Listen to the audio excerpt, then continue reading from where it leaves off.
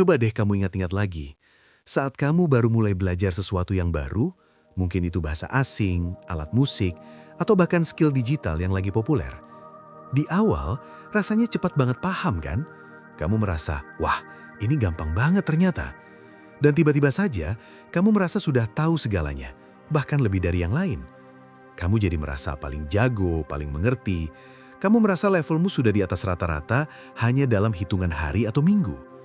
Tapi apa iya yang kamu rasakan itu benar-benar refleksi dari kompetensimu yang sesungguhnya?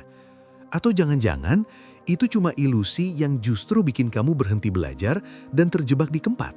Nah, kalau kamu pernah merasakan hal itu, aku mau kenalin kamu dengan sebuah fenomena psikologis yang sangat menarik sekaligus berbahaya.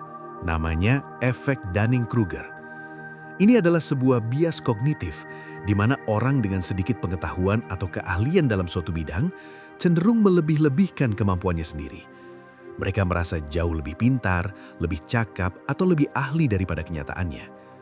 Mengapa ini terjadi?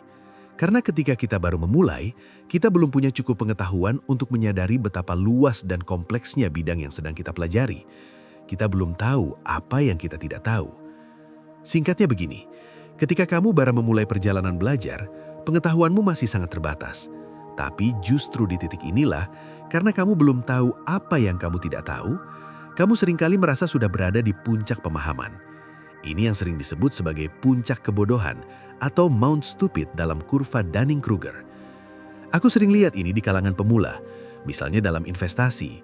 Baru baca beberapa artikel atau ikut satu webinar, langsung merasa paling paham pasar, bahkan berani kasih saran ke orang lain yang sudah bertahun-tahun bergelut di sana.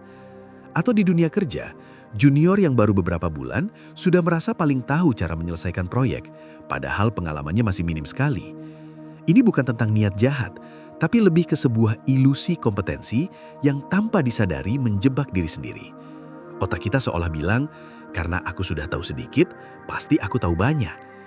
Mungkin kamu berpikir, over pede sedikit kan wajar, itu kan tanda semangat. Tapi percayalah, jebakan overconfidence ini punya dampak yang jauh lebih serius dari yang kamu kira, terutama bagi seorang pemula. Aku mau kasih tahu kamu beberapa bahaya mengerikan yang bisa kamu alami kalau terus-menerus terjebak di gunung kebodohan ini. Pertama, yang paling krusial, kamu akan berhenti belajar dan berkembang. Kalau kamu sudah merasa paling tahu, untuk apa lagi mencari tahu lebih dalam? Buat apa membaca buku lagi?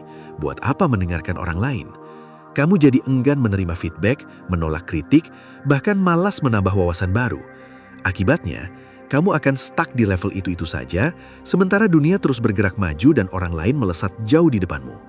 Potensimu untuk benar-benar menguasai suatu bidang jadi terhambat, bahkan mati sebelum sempat mekar. Kamu akan selamanya menjadi pemula yang berasa ahli, bukan ahli yang sebenarnya, karena kamu tidak pernah melewati fase kerendahan hati. Kedua, keputusan yang kamu ambil kemungkinan besar akan keliru dan berbahaya. Dengan overconfidence yang membabi buta, kamu cenderung meremehkan resiko, mengabaikan detail penting, dan membuat pilihan berdasarkan asumsi, bukan fakta atau analisis mendalam. Bayangkan, kamu baru belajar trading saham seminggu, lalu langsung investasi besar-besaran karena yakin akan untung dan melihat peluang yang orang lain tak lihat. Resiko kerugiannya sangat besar kan? Ini bisa berdampak fatal pada finansial, karir, reputasi, atau bahkan hubungan personalmu. Overconfidence membuatmu buta terhadap kelemahan dan celahmu sendiri. Ketiga, kamu bisa kehilangan kepercayaan dari orang lain dan bahkan mengisolasi diri. Sikap merasa paling tahu padahal minim pengalaman itu seringkali bikin orang lain enggan berinteraksi atau berbagi ilmu denganmu. Mentor atau rekan yang lebih senior mungkin akan menjauh karena kamu terlihat tidak mau mendengarkan dan selalu merasa benar. Kamu akan kehilangan kesempatan berharga untuk dibimbing, dimentori, dan belajar dari mereka yang memang sudah ahli dan punya jam terbang tinggi.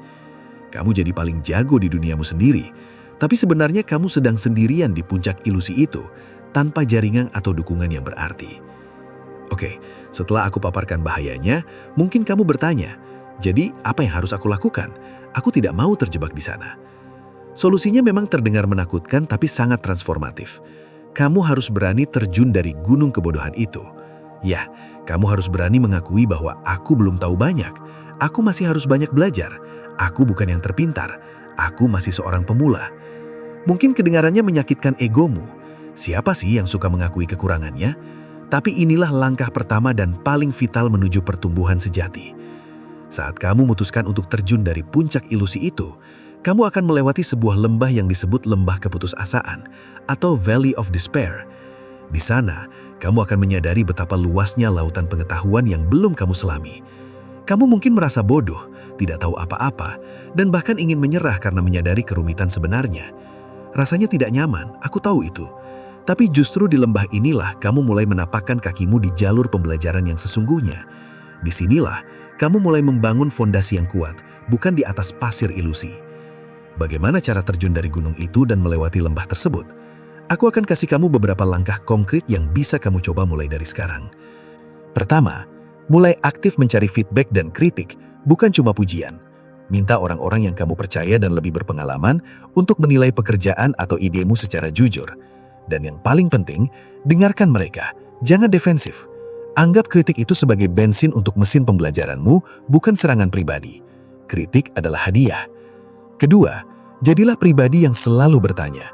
Jangan malu untuk bilang, aku tidak tahu, atau bisakah kamu jelaskan lagi, atau bagaimana menurutmu tentang ini. Pertanyaan adalah kunci untuk membuka pintu-pintu pengetahuan baru yang tidak akan terbuka jika kamu merasa sudah tahu segalanya. Ingat, tidak ada pertanyaan bodoh, yang ada hanya orang yang malas bertanya dan menutupi ketidaktahuannya. Ketiga, pelajari dasar-dasar dengan sungguh-sungguh. Seringkali overconfidence pemula itu muncul karena kita melompat ke hal-hal yang rumit tanpa memahami fondasinya. Kembali ke dasar, kuasai konsep fundamental dan bangun pemahamanmu lapis demi lapis dengan sabar dan teliti.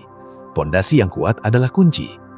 Keempat, kelilingi dirimu dengan orang-orang yang jauh lebih ahli darimu. Mereka adalah sumber inspirasi dan pengetahuan yang tak ternilai. Dengan berada di dekat mereka, kamu akan terus diingatkan betapa banyak hal yang masih perlu kamu pelajari. Dan ini akan mendorong kamu untuk terus bertumbuh, bukan merasa puas diri dengan sedikit pengetahuan. Mungkin kamu berpikir, dengan begini aku akan selamanya merasa kurang dan tidak percaya diri. Justru sebaliknya, dengan berani mengakui keterbatasanmu dan terus belajar, kamu sebenarnya sedang membangun fondasi yang jauh lebih kokoh untuk menjadi seorang ahli sejati. Kamu sedang mengembangkan yang namanya kebijaksanaan. Kebijaksanaan itu bukan tentang tahu segalanya, tapi tentang tahu apa yang kamu tidak tahu dan punya kemauan dan kerendahan hati untuk terus mencari tahu. Maka dari itu, jangan pernah malu untuk menjadi pemula yang rendah hati. Ketahuilah bahwa kekuatan sejatimu bukan terletak pada seberapa banyak yang kamu kira kamu tahu, melainkan pada seberapa besar keinginanmu untuk terus belajar dan bertumbuh. Di saat kamu berani mengakui aku belum tahu, disitulah pintu-pintu pembelajaran dan penguasaan sejati terbuka lebar untukmu. Disitulah kamu mulai mendaki gunung pencerahan yang sesungguhnya. Ingat, jalan menuju penguasaan sejati itu panjang dan tidak pernah berakhir. Ia bukan puncak yang bisa kamu capai lalu berdiam diri, melainkan sebuah perjalanan berkelanjutan, sebuah maraton, bukan sprint. Mari kita sama-sama berkomitmen untuk terus menjadi pembelajar seumur hidup. Biarkan rasa ingin tahu memandumu dan biarkan kerendahan hati menjadi kompasmu.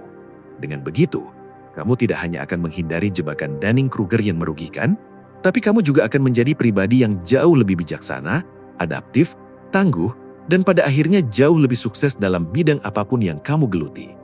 Aku percaya, kamu bisa melakukan itu. Tetap semangat belajar.